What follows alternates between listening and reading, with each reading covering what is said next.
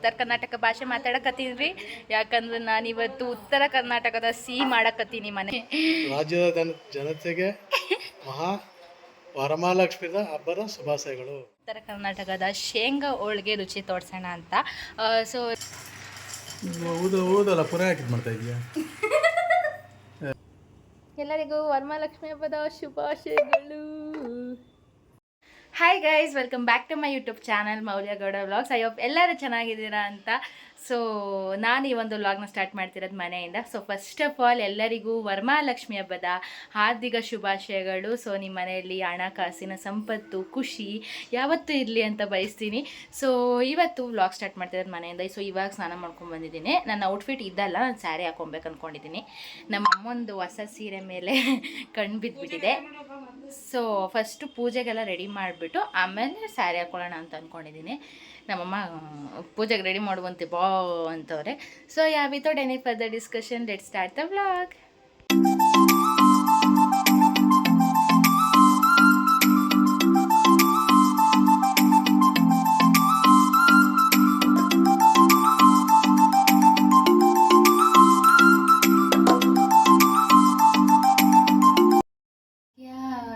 ಲಕ್ಷ್ಮೀ ಬಾರಮ್ಮ ನಮ್ಮಮ್ಮ ನೀ ಭಾಗ್ಯದ ಲಕ್ಷ್ಮೀ ಬಾರಮ್ಮ, ಭಾಗ್ಯದ ಲಕ್ಷ್ಮೀ ಬಾರಮ್ಮ ನಮ್ಮಮ್ಮ ನೀ ಸೌಭಾಗ್ಯದ ಲಕ್ಷ್ಮೀ ಬಾರಮ್ಮ.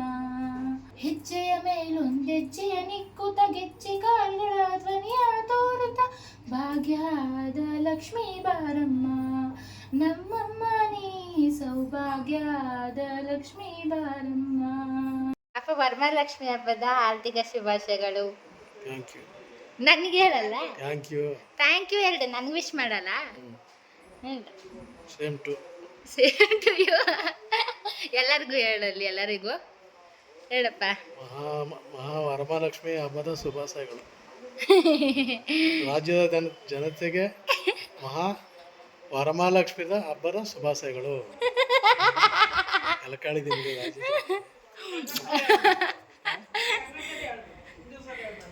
Guys, so this is my outfit. Sari ಹಾಕೊಂಡಿದ್ದೀನಿ, ಬಟ್ ನೀಟಾಗಿ ಉಟ್ಕೊಂಡಿರೋ. ನಮ್ಮಮ್ಮ ಉಡಿಸ್ಕೊಡ್ತಾರೆ. ಸುಮ್ಮನೆ ಶೋಕಿಗೆ ಹಾಕ್ಕೊಂಡು ನಿಂತಿದ್ದೀನಿ. ನಮ್ಮಮ್ಮ ಇನ್ನೂ ತಿಂಡಿ ತಿಂತವ್ರೆ. ಎಲ್ಲರಿಗೂ ಶರಣ್ ರೀ. ಎಲ್ಲರೂ ಹೆಂಗದಿರಿ? ಸೊ ನಾವು ಉತ್ತರ ಕರ್ನಾಟಕ ಭಾಷೆ ಮಾತಾಡಕತ್ತೀನಿ ರೀ. ಯಾಕಂದ್ರೆ ನಾನು ಇವತ್ತು ಉತ್ತರ ಕರ್ನಾಟಕದ ಸಿಹಿ ಮಾಡಕತ್ತೀನಿ ಮನೆಯಲ್ಲಿ, ವರಮಹಾಲಕ್ಷ್ಮಿ ಹಬ್ಬದ ಸ್ಪೆಷಲ್ಲು. ಸೊ ಅದಕ್ಕಾಗ್ರಿ ತುಂಬ ಖುಷಿ ಆಗಕತ್ರಿ.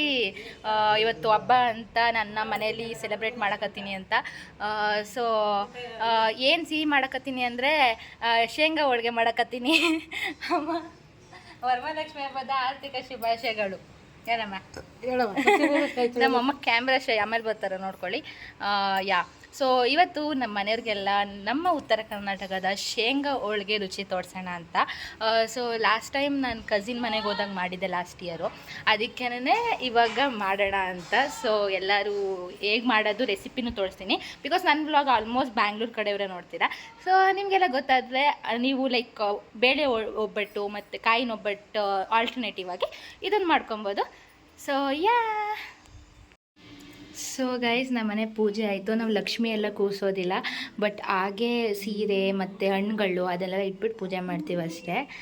ಸೊ ಹೀಗಿದೆ ನಮ್ಮ ಪೂಜೆ, ಇವತ್ತಿನ ಪೂಜೆ.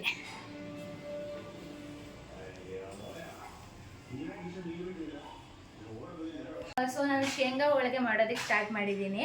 ಸೊ ಏನಂದರೆ ಶೇಂಗಾ ಹೋಳಿಗೆಗೆ ಮೇನ್ ಬೇಕಾಗಿರೋದೇ ಶೇಂಗಾ ಅಂದರೆ ಕಡಲೆ ಬೀಜ, ಆಯಿತಾ? ಸೊ ನಾನು ಕಡಲೆ ಬೀಜನ ಈ ಒಂದು ಕಪ್ಪಲ್ಲಿ ಒಂದು ಫುಲ್ ಕಪ್ ತೊಗೊಂಡಿದ್ದೀನಿ. ಯಾಕಂದರೆ ನಮ್ಮ ಮನೇಲಿ ಅಷ್ಟು ಸ್ವೀಟ್ ತಿನ್ನಲ್ಲ, ಮತ್ತು ಬೇಳೆ ಒಬ್ಬಟ್ಟು ಮಾಡಿರೋದ್ರಿಂದ ಸೊ ಕಡಿಮೆ ಮಾಡೋಣ ಅಂತೇಳಿ.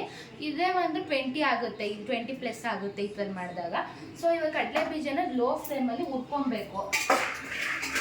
ಅಂದರೆ ಅದನ್ನು ಸೀಸ್ಬಿಟ್ರೆ ಕಹಿ ಬಂದುಬಿಡುತ್ತೆ ಹೋಳಿಗೆ. ಸೊ ಅದನ್ನು ಸ್ಲೋ ಫ್ಲೇಮಲ್ಲಿ ಮೀಡಿಯಮ್ ಆಗಿ ಹುರ್ಕೊಬೇಕಾಯ್ತಾ. ಸೊ ನಾನು ಫಸ್ಟ್ ಈಗ ಕಡಲೆ ಬೀಜ ಹುರಿತಿದ್ದೀನಿ ಅಂತ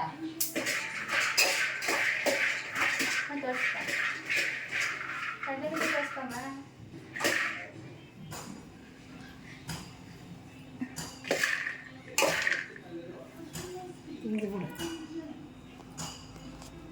ಸೊ ಇಲ್ಲಿ ನೋಡಿ ಕಡಲೆ ಬೀಜ ಈ ಥರ ಹುರ್ಕೊತಿದ್ದೀನಿ.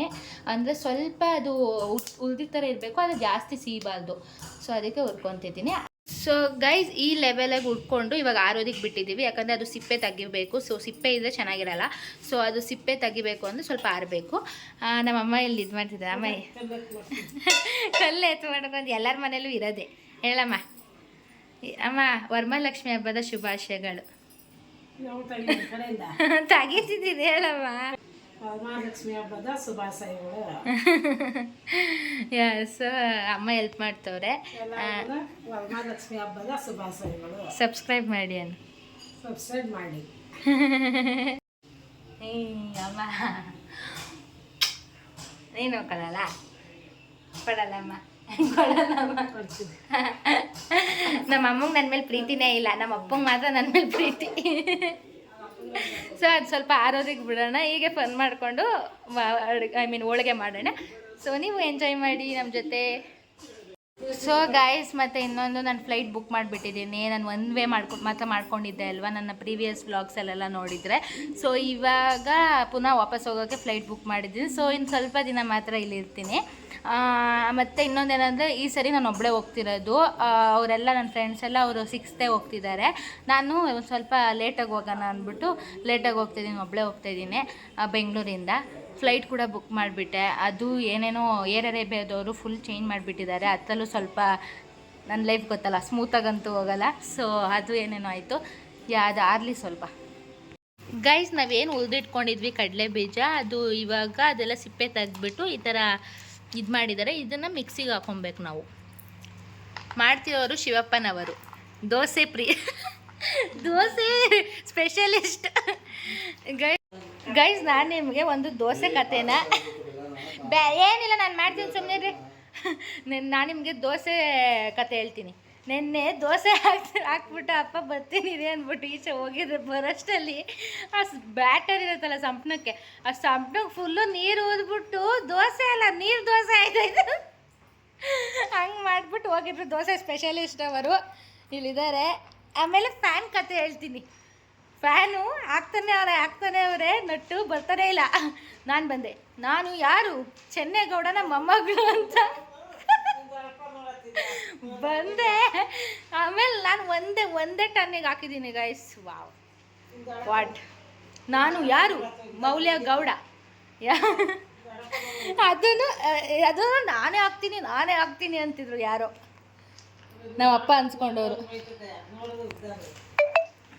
ದೊಡ್ಡಪ್ಪ ಅವರು ನೋಡಲಿ, ಅವ್ರ ಮಕ್ಕಳಾದ್ರೂ ನೋಡಲಿ, ಯಾರಾದರೂ ನೋಡ್ಕೊಳ್ಳಿ. ನನ್ನ ಬ್ಲಾಗು ಎಂಜಾಯ್ ಮಾಡಿ ಅಷ್ಟೇ. ಸೊ ಗೈಸ್, ಏನಂದರೆ ಇವಾಗ ಇದನ್ನ ಮಾಡ್ಕೊಂಡಿದ್ದೀವಲ್ವಾ, ಸಿಪ್ಪೆ ಎಲ್ಲ ಬಿಡಿಸಿ ಇದನ್ನ ಮಿಕ್ಸರ್ಗೆ ಹಾಕೊಂಡು ಪುಡಿ ಮಾಡ್ಕೊಬೇಕು. ಸೊ ಮಿಕ್ಸರ್ಗೆ ಹಾಕೋಣ ಬನ್ನಿ.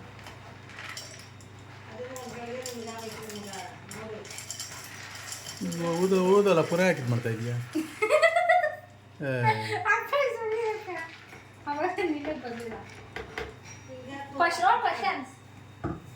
ಇವಾಗ ಇದನ್ನ ಮಿಕ್ಸರ್ಗೆ ಹಾಕೊಂಡು ಪುಡಿ ಮಾಡ್ಕೊಬೇಕು ಗೈಸ್. ಪುಡಿ ಮಾಡ್ಕೊಂಡು ಬರ್ತೀನಿ, ಅಲ್ಲಿವರೆಗೂ ವೆಯ್ಟ್ ಮಾಡಿ. ಕಡಲೆ ಬೀಜದ್ದು ಹುರ್ಕೊಂಡಿದ್ದೀನಿ. ಸೊ ಸ್ವಲ್ಪ ಪುಡಿ ಮಾಡ್ಕೊಂಡಿದ್ದೀನಿ, ಇಷ್ಟ ಆಗಿದೆ. ಸೊ ಇವಾಗ ನೀವು ಕಡಲೆ ಬೀಜ ನಾನು ತಗೊಂಡಿದ್ದು ಈ ಒಂದು ಗ್ಲಾಸಲ್ಲಲ್ವಾ, ಸೊ ಈ ಗ್ಲಾಸಲ್ಲಿ ಒಂದು ಸ್ವಲ್ಪ ಕಡಿಮೆ ಆಗಿ, ಇಲ್ಲಾಂದರೆ ನೀವು ಸ್ವೀಟ್ ತಿಂತೀರ ಅಂದರೆ ಈ ಗ್ಲಾಸ್ ಅಷ್ಟು ಬೆಲ್ಲನ ಹಾಕ್ಕೊಂಡು ರುಬ್ಕೊಬೇಕು. ಅಂದರೆ ಪುಡಿ ಮಾಡ್ಕೊಬೇಕು ಬೆಲ್ಲನ. ಸೊ ಬೆಲ್ಲ ಪುಡಿ ಮಾಡೋಣ ಬನ್ನಿ.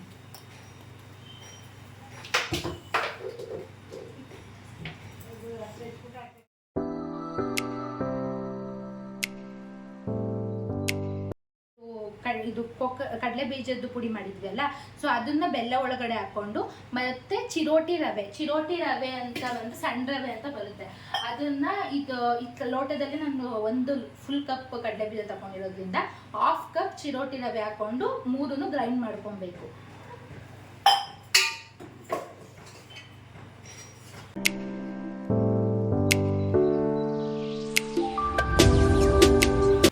ನಾನು 1/2 ಕಪ್ ಇದು ಸಣ್ಣ ರವೆ ಅಂದರೆ ಚಿರೋಟಿ ರವೆ ತೊಗೊಂಡಿದ್ದೀನಿ. ಸೊ ಇದನ್ನು ಜೊತೆಗೆ ಹಾಕಿ ಗ್ರೈಂಡ್ ಮಾಡ್ಕೊಬೇಕು.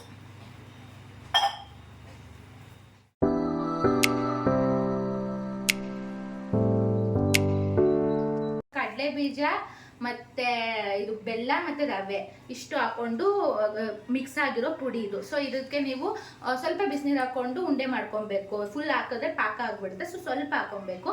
ತುಪ್ಪ ತಿನ್ನೋರು ಬಿಸಿನೀರು ಬದಲು ತುಪ್ಪ ಹಾಕೊಬೋದು. ಸೊ ನಮ್ಮ ಮನೇಲಿ ನಮ್ಮಮ್ಮ ತುಪ್ಪ ತಿನ್ನೋಲ್ಲ, ಸೊ ನಾನು ಬಿಸಿನೀರು ಹಾಕ್ಕೊತಿದ್ದೀನಿ. ಸೊ ಬನ್ನಿ. ಸೊ ಇಲ್ಲಿ ಬಿಸಿನೀರು ಆಗಿದೆ, ಸ್ವಲ್ಪ ಹಾಕ್ಕೊಂಡು ಮಿಕ್ಸ್ ಮಾಡ್ಕೊಬೇಕು. ನೀರು ಹಾಕ್ಕೊಂಡು ಸ್ವಲ್ಪ ಮಿಕ್ಸ್ ಮಾಡ್ಕೊಬೇಕು, ಅವಾಗ ಉಂಡೆ ಮಾಡೋದಕ್ಕೆ ಸರಿ.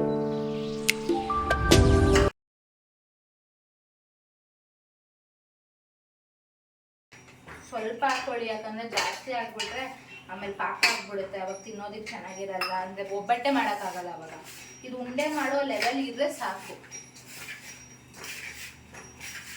ತುಪ್ಪ ಹಾಕೊಂಡ್ರೆ ಇನ್ನೂ ಚೆನ್ನಾಗಿರುತ್ತೆ ಗೈಸ್. ತುಪ್ಪ ಹಾಕ್ಕೊಬೋದು, ಬಟ್ ನಮ್ಮ ಮನೇಲಿ ತಿನ್ನಲ್ಲ ಅಂದ್ಬಿಟ್ಟು ನಾನು ಸಾಕು, ನೀರು ಹಾಕ್ಬಿಡ ಅಷ್ಟೇ. ಇಲ್ಲಿ ನೋಡಿ ಈ ತರ ರೌಂಡ್ ಆಗಿದೆ. ಸೊ ಇವಾಗ ನಾವು ಚಿಕ್ಕ ಚಿಕ್ಕ ರೌಂಡ್ ಮಾಡ್ಕೊಬೇಕು, ಒಬ್ಬಟ್ಟಿಗೆ ಬೇಕಾಗೋ ಥರ ಮಾಡಿಕೊಂಡು ಮಾಮೂಲಿ ಈ ಮೈದಾ ಕನಕ ಕಳಿಸಿರ್ತೀವಲ್ವಾ, ಸೊ ಆ ಕನಕಾಗೆ ಆ ಒಳಗಡೆ ಹಾಕೊಂಡು ಒಬ್ಬಟ್ಟು ಥರ ತಟ್ಟೋದು. ಸೊ ಇದನ್ನ ಬಿಸಿ ಬಿಸಿ ತಿಂದರೆ ನಿಜವಾಗ್ಲೂ ಚೆನ್ನಾಗಿರಲ್ಲ, ನಾನೇ ಹೇಳ್ತೀನಿ. ಅದನ್ನ ಇಟ್ಟು ಆಸಿ ತಿಂದಾಗ ತುಂಬಾ ಚೆನ್ನಾಗಿರುತ್ತೆ. ಮತ್ತು ಇನ್ನೊಂದು ಏನಂದರೆ 15 days 1 monthವರೆಗೂ ಇಟ್ಕೊಬೋದು. ಸೊ ಈ ರೆಸಿಪಿ ಬಂದು ನನಗೆ ಸೃಷ್ಟಿ ಹೇಳ್ಕೊಟ್ಟಿರೋದು, ಅಂದರೆ ಅವ್ರು ಬಿಜಾಪುರ ಆಗಿರೋದ್ರಿಂದ ಅವ್ರು ಮಾಡೋದು. ಸೊ ಇದರಲ್ಲಿ ಏನಾದರೂ ತಪ್ಪಿದ್ರೆ ಕಮೆಂಟ್ ಬಾಕ್ಸಲ್ಲಿ ತಿಳಿಸಿ. ಆ್ಯಂಡ್ ಹೇಗಿತ್ತು, ನೀವು ಟ್ರೈ ಮಾಡಿ ಹೇಗಿತ್ತು ಅಂತ ಹೇಳಿ ಕಮೆಂಟ್ ಮಾಡಿ. ಸೊ ಇವಾಗ ಒಬ್ಬಟ್ಟು ಮಾಡೋಣ. ನಾನು ಮಾಡಲ್ಲ, ನಮ್ಮಮ್ಮ ಮಾಡ್ತಾರೆ. Okay guys. ಸೊ ಗೈಸ್, ಮೈದಾ ಹಿಟ್ಟಲ್ಲಿ ನಾವೇನು ಈ ಥರ ಕಲಿಸ್ಕೊಂಡಿರ್ತೀವಿ ಅದಕ್ಕೆ ಉಂಡೆ ಮಾಡಿ ಈ ಥರ ಹೂರ್ಣ ಮಾಡಿರ್ತೀವಲ್ವ. ಸೊ ಏನು ಕಡಲೆ ಬೀಜದ ಪುಡಿ ಮತ್ತು ಬೆಲ್ಲದ ಪುಡಿ ಮತ್ತು ರವೆ ಅದನ್ನು ಹಾಕ್ಕೊಂಡು ತಟ್ಕೊಬೇಕು. ಈ ಥರ ಎಣ್ಣೆ ಪೇಪರ್ ಮೇಲೆ ತಟ್ಕೊಂಡ್ರೆ ನಮಗೆ ಚೆನ್ನಾಗಿ ಬರುತ್ತೆ ಅಂತ ಕೈಯಲ್ಲೇ ನೋಡಿ ನಮ್ಮಮ್ಮ ತಟ್ತಿದ್ದಾರೆ ನೋಡ್ಕೊಳ್ಳಿ. ಮಾಮೂಲಿ ಸೇಮ್ ಒಬ್ಬಟ್ಟು ಹೇಗೆ ಮಾಡ್ತಾರೆ ಅದೇ ಥರ ತಟ್ಕೊಂಡು ಈ ಥರ ಒಲೆ ಮೇಲೆ ಹಾಕಿದ್ರೆ, ಆಹಾ, ಒಲೆ ಮೇಲೆ ಹಾಕ್ಬಿಟ್ಟು ಈ ಥರ ಇಲ್ಲಿ ಹಾಕಿ ಬಿಸಿ ಬಿಸಿ ತಿಂದರೆ ನಿಜವಾಗ್ಲೂ ಚೆನ್ನಾಗಿರಲ್ಲ. ಆರೋದ್ಮೇಲೆ ತುಪ್ಪ ಹಾಕ್ಕೊಂಡು ತಿಂತಿದ್ರೆ ಆಹಾ, ಒನ್ ಮೋರ್ ಅನ್ಬೇಕು. ನೋಡಿ ನಮ್ಮಮ್ಮ ಬೇಳೆ ಒಬ್ಬಟ್ಟು ಮಾಡೋರೆ. ನೈಸ್. ಸೊ ಗೈಸ್, ಇದು ಹೋಳಿಗೆ ಆರಿದೆ, ತುಪ್ಪ ಹಾಕ್ಕೊಂಡಿದ್ದೀನಿ ಚೆನ್ನಾಗಿ. ಇಲ್ಲಿ ನೋಡಿ ತುಪ್ಪ ಹಾಕ್ಕೊಂಡಿದ್ದೀನಿ.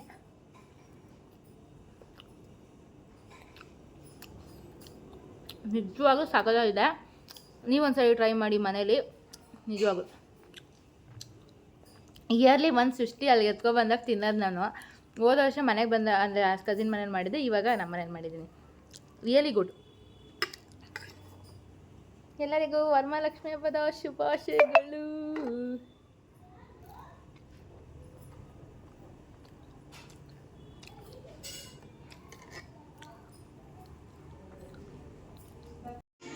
ಸೊ ಗೈಸ್, ಏನಂದರೆ ಡ್ರೆಸ್ ಎಲ್ಲ ಚೇಂಜ್ ಮಾಡಿ ನಂಗೆ ಸ್ಯಾರಿ ಹಾಕೋಬೇಕಂತ ಆಸೆ, ಬಟ್ ಫುಲ್ ಶಕ್ಯ ಆಗ್ತಿದೆ.